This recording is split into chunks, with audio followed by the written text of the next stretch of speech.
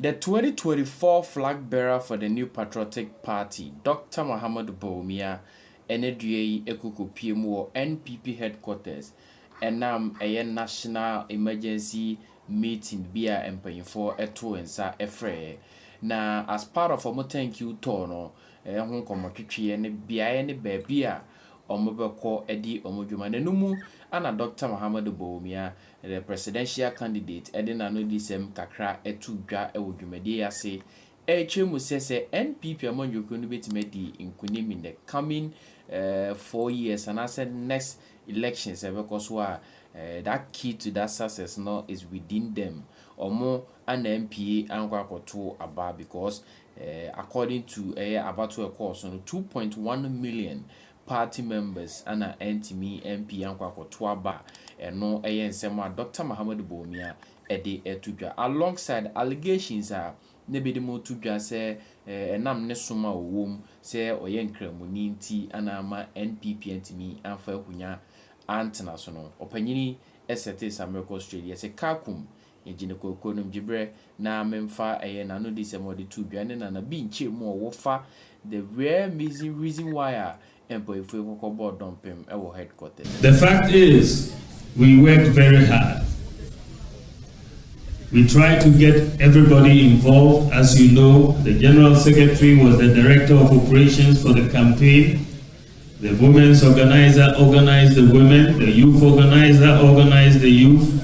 The National Coordinator handled the Zongo, and so on. So we tried to do as much as we could. Notwithstanding our hard work, however, we still suffered a heavy defeat. And when you look at what happened, you will see that it was internal. Many of our supporters did not come out to vote. This is really fundamentally why we lost the election. 2.1 million of our supporters didn't come out to vote. 2.1 million. And you look at John Mohammed's votes, his votes went up by maybe 115,000. So he increased by 115,000 and we went down by 2.1 billion. And that is basically why we did not win. So the key to victory going forward is within the NPP. It is within ourselves because we decided not to vote. So if we decide to vote, we will win. So the key is ourselves. It is ourselves. So that is what we have to understand and take going forward. When we finish the election, and then as part of the event, no Okasai ewo eho enne meboa. Good. Chairman Kasai, General Secretary Kasai, no so Kasai. Okay. But General Secretary, me who quote be attributed to him say opa party for Chelsea mo modern as party executives no ankoye but say omo to abama won in 2028 they will do better. Is that true? Okay, sir. No, yes, I am here. I'm not medi jumadi ni na chairman. Nya General Secretary kan ye ne say. Jumadi a any abatwa e course for no. Ye nim say party fo nyina no aboto ebiwa ho. Nye pese de so bobo no ye de bono. Ye pese de ho ntansa. E de so no so ye de so a. Na emumu no. Ebi aba bedru no obese no agina party na mu. Obi a wodi ya obi a no. Bi asem bi a me na se po bi a wo bi a no. On franche. Na yen tonko so. Na emumu no so no. Achopa obi a wodi ya odi bi a so no. Achopa and a party penny for. Ya de ma send the pan and one. Wankasi and Toba Mobia, ya Toba Mawi, Debbie Wankasada. To me, he be a quote in the free. Oh, okay. Baobi, sir, and to a boy, a moon here ye pa, and Maniaji. Maniaji says, Yamaya Dumois, about what you re and anwe, in your repair, and about to be any mono, your boy, I change about that is 2028. And I mean, him said, NDC, omo ebe feli na menim ba na menim se be yentem sei abantem dodo say NDC a feli na yesi a wusu wo galam say minister wo kosu obviously ya power se be su oh na say wo position a wo see yen declare state of emergency wo position a mo see mo the 1 week ebe so be galam say and the minister ato abama wusu na say on my reasoning tia na need to tell reason by which you wusu ni nyanya galam say related o see videos a wo hu ye no of the distraction it will be videos we no enu ntinu wusu me minister me na nkama resign dada ama ko wusu tire no mo one enti ye ka no office di agro ye ka se agalam say na gin semu aye kankantan wa party for na agi omu ye no ntonim omu ani pum elembele ko na ko shete mu siase atase wo ha wo betre di wusu afa man papa wusu o resign o page man to and the 24-hour economy a omo ye hu dede e ka ho atem e ka ho nyum budget omo de parliament who say even one sentence kwa aka ho atem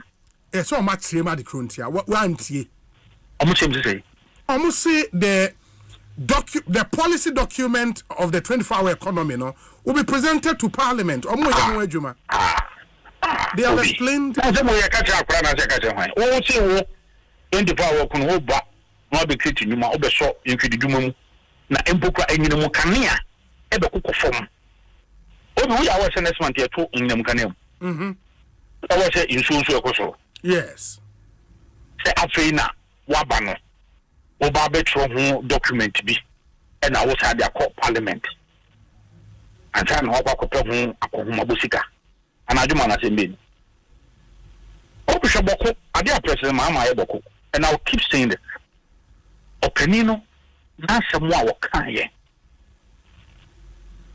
na a reckless and volatile the NDC wa ben mu a boko die e wodo na NPP wa ben mu a ana ehokuru ene wo ba ben mu ye west enye nyame na edi ye ho fofia anka mahama ya rega nkomekuno enye nyame na ball MP for kusiga ho ban a wotimi nya tokuro bi wura mu dane ya nkomekuno NPP ko o dane ne nsem kese ne hukura ya body ka mutu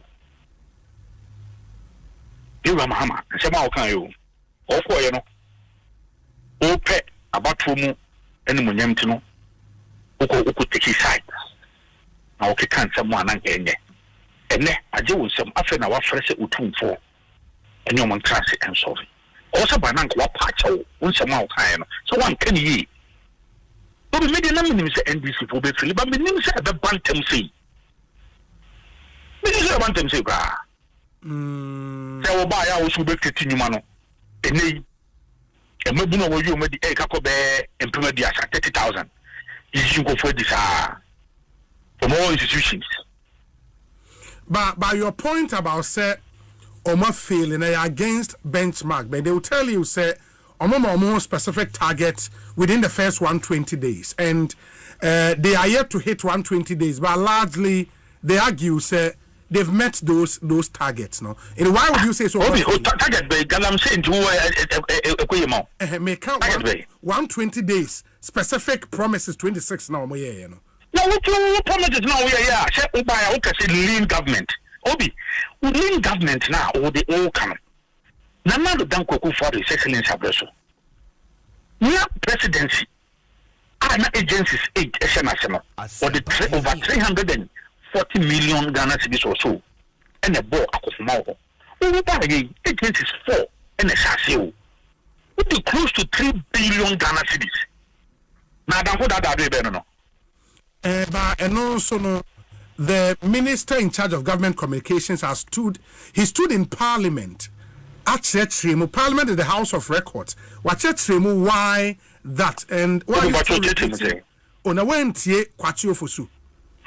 Ninche mo de ba na say government institution to be share here. Let say Ministry of Information cover be share. And I say, yeah, personal agencies 8 and share. Near the 340 million Ghana cedis and a back home. We were personal a 4. Now we did close to 3 billion Ghana cedis. Yeah.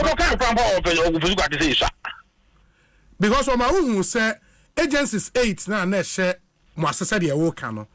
The staff, total staff in 8 agencies no. They are nowhere near total staff in 4 agencies that show mass and you are comparing apples and oranges. Agencies bay. One who say, for example, the Ghana Broadcasting Corporation or the figure by or the figure by or the figure said we ma pencil or my you or moka our Jubilee House in the and pencil or the figure by in terms of amount now as a numbers in terms of numbers and figures or the BBC by. Yeah, in Parliament he mentioned figures. It's whatever. Meaning tea. Educating me because all that I know is that yang 8 institutions and say almost 4. It will lean now can I say lean in the committees I think BBR committee everything BBR committee everything BBR committee and lean. Nana the raging issue now president decision say based on the advice of the, if I not advice, but working in consultation with the Council of State, was suspended the Chief Justice more as a party. Sad decision, no more generous saying. Obi, say I hear Ghana, a bubble. A simple. You are Mahama. Wayesa farasi ni okarikari nenim sum emanyam sumpa so mo ahoden de apam ohuye wa mahama osrefreka ditim sum kwa atna obi enam no dangerous. It looks like he wants to fulfill a certain campaign promise he made to the NDC say efa wiem efa hin seems that is me pamono it is a wutie Minia Mustafa Banda, Chief Justice, Yaba Pamono, Yria, EC, and Eba, Yaba Pamono, National Chairman, you were saying that can be Yaba Pamono, the EC crowd, also Pamono, the EC, if you say, and this you really in Waya, there be Yaba Pamono. It's a truck. And yet, on Mamito Kuno, it's an attack on the judiciary. Offer magistrates about circuit court nominal Baba Besiswa. This will never so. Say any political issue be okay, I show you. Let Obi, so can petition maybe about Obi ask them. The Kaiser Professor Ferry, the petition be a quiet. Petition of the Koena in relation to Afenyo Marking. Not some of the court Supreme Court. Supreme Court. 5 justices mean now a ruling, you know. Say Speaker, I'm from an what's my mentino. Yes, it one for the rule of natural justice and Yajuma. So be here a friend in Nan. Now, Obi, Sabi, Ugo Supreme Court, now justice for 5 in the council.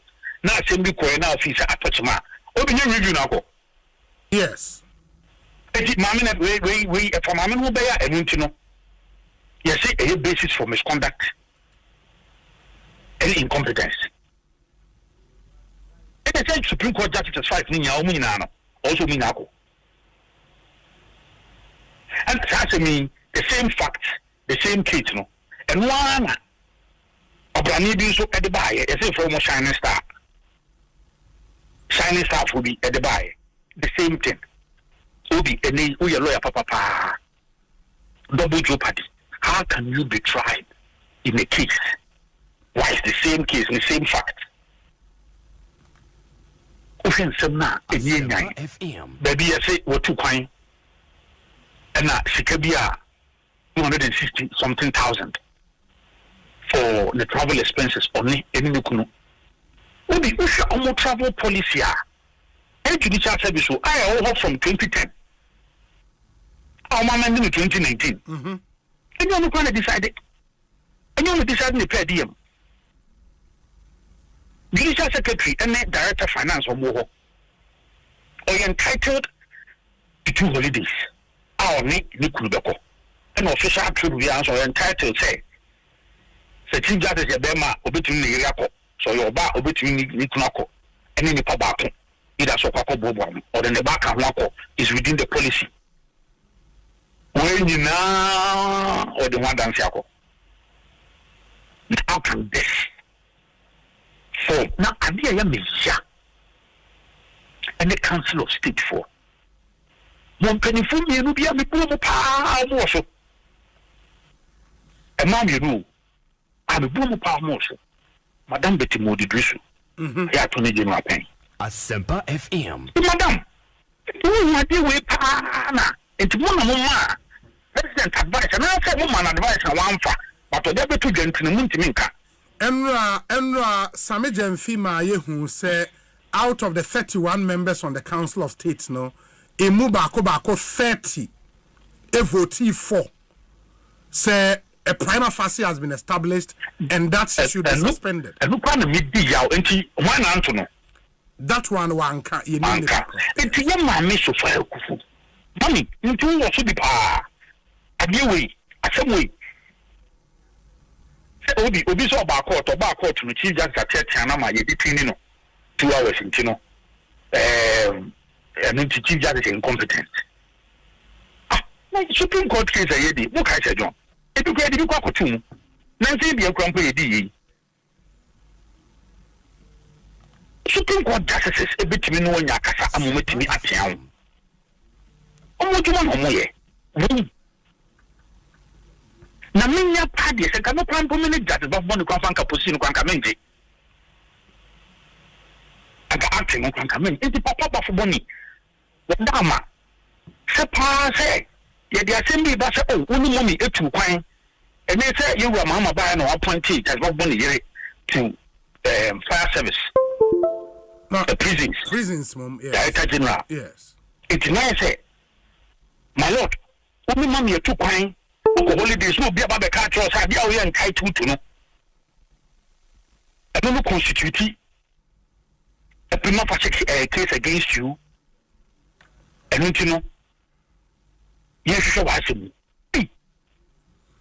But how would Justice Bafuboni Becca say onje because the arrangement is an attack on the judiciary. Yeah, but the judicial service for me in your banana wasn't the arrangement, and it's once a CJ is suspended, and I say on team in place our rule now. The next senior justice on the bench, no problem. Let me say in solidarity, and say you bit media you be any same way. Yes. And there's someone about to Jay and someone else at Tintin. And someone else a Rui. Now, open it for 1 year, you know, what the anti-chief justice. You bet me to get you. It was which handsome way. FM.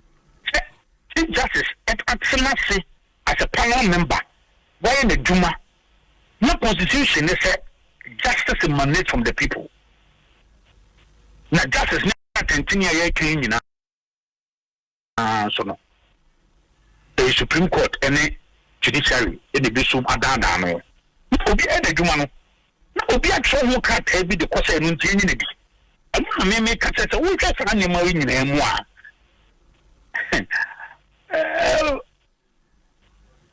Okay,